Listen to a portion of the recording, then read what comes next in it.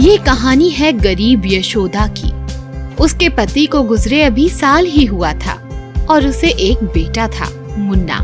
यशोदा एक बंगले के लिए लगाने वाले ईंटे का उठाने का काम करती थी और उसके बेटे के साथ वो एक छोटी सी झुग्गी में रहती थी।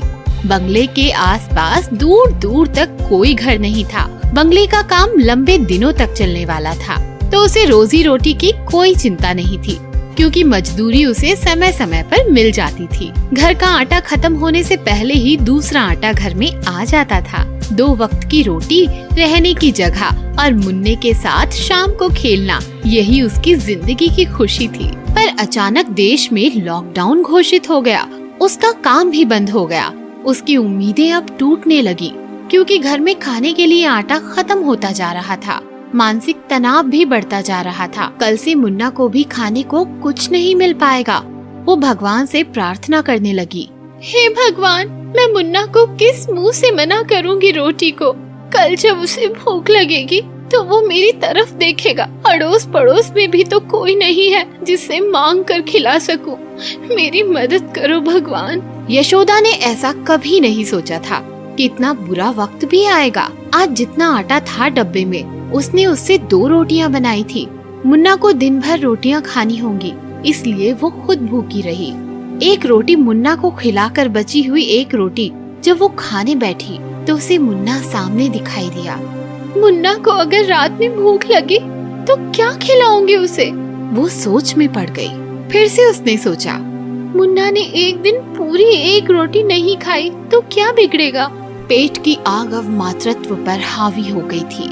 अच्छा ठीक है, आधी ही खा लेती हूँ, आधी मुन्ना के लिए रखती हूँ। ऐसा सोचकर उसने आधी रोटी खा ली और खूब पानी पी लिया।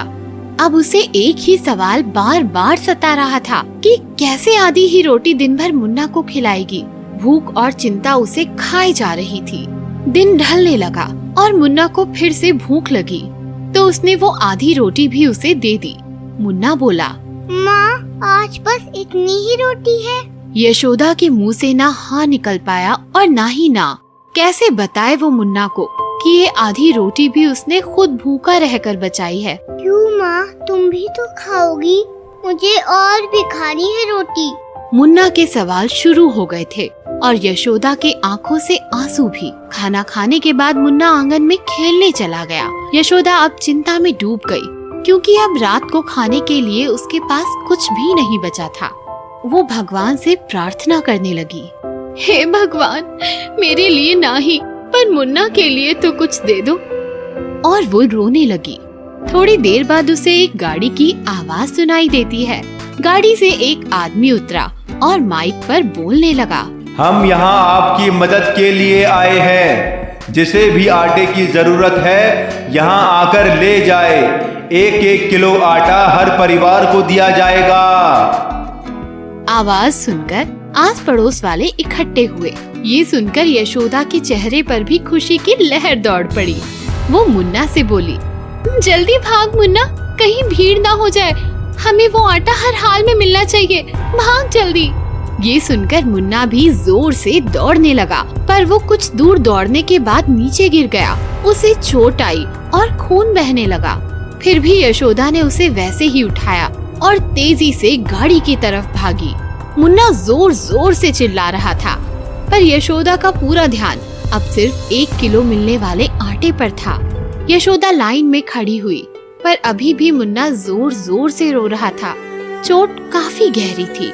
वहाँ खड़े एक सज्जन आदमी ने ये देखा और उसे आगे बुलाकर उसके हाथ में 1 किलो आटे की थैली थमा दी। यशोदा ने अपने दोनों हाथ जोड़कर उनकी तरफ कृतज्ञ से देखा और अपनी झुग्गी की तरफ चल पड़ी।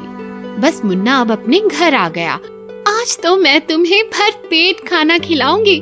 झोपड़ी में पहुँचते ही उसने वो आटे की थैली रोटियां बनाने के लिए एक बर्तन में पलट दी, पर उसकी आंखें आटा देख फटी की फटी रह गई, क्योंकि आटे के बीच कुछ नोट निकलकर बर्तन में पड़े थे।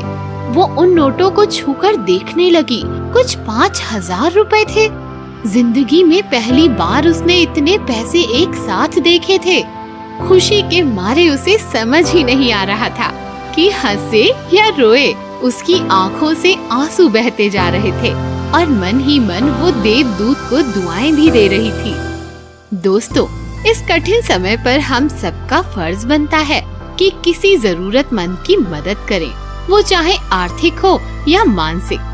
हम सब अगर एक एक जरूरतमंद की मदद करें तो इस लॉकडाउन का मुकाबला हम आसानी से कर सकते हैं।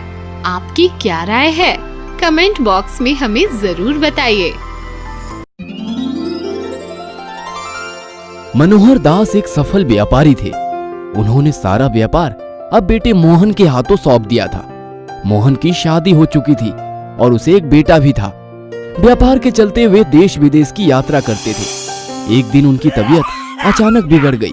तेज बुखार के साथ साथ वे सारे लक्षण दिखाई देने लगे जो एक कोरोना पॉजिटिव मरीज के अंदर दिखाई देते हैं। परिवार के सदस्यों के चेहरे पर खौफ साफ दिखाई पड़ रहा था।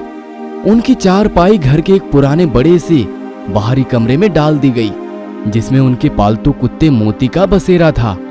मनोहर दास जी कुछ साल पहले एक छोटा सा घायल पिल्ला सड़क से उठाकर लाए थे और अपने बच्चे की तरह पालकर उसका नाम मोती दिया था।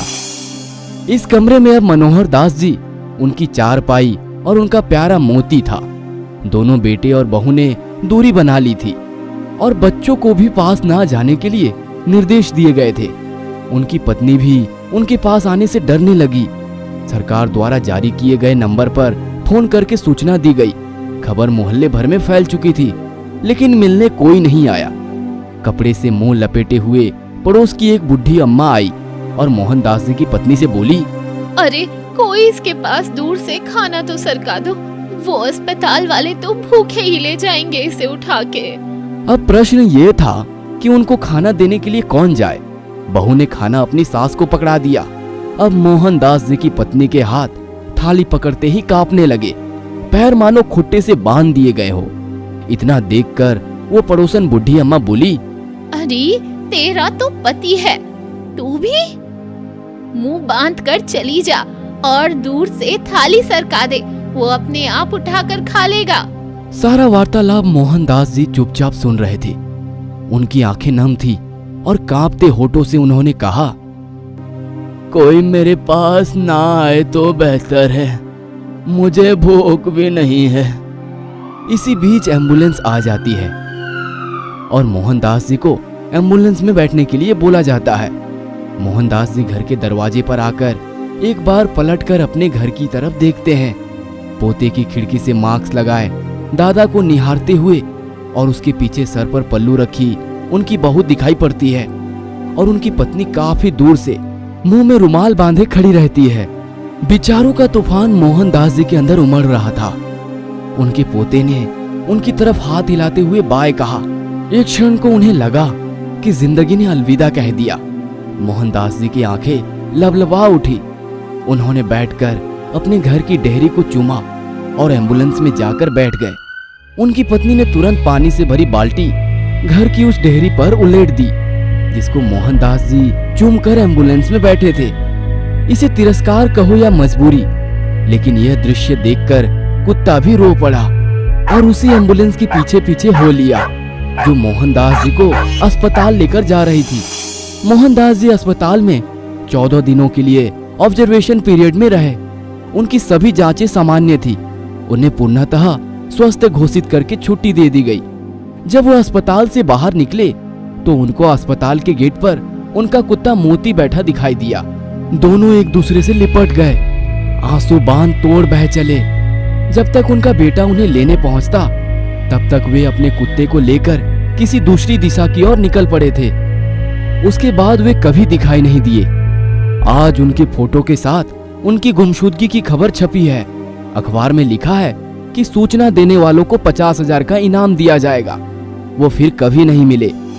दोस्तों, आज के हालात यही बयां कर रहे हैं। इस वायरस के चक्कर में कौन अपना कौन पराया समझ नहीं आ रहा। इस वायरस ने कुछ लोगों को जुदा किया तो कुछ लोगों को मिला दिया।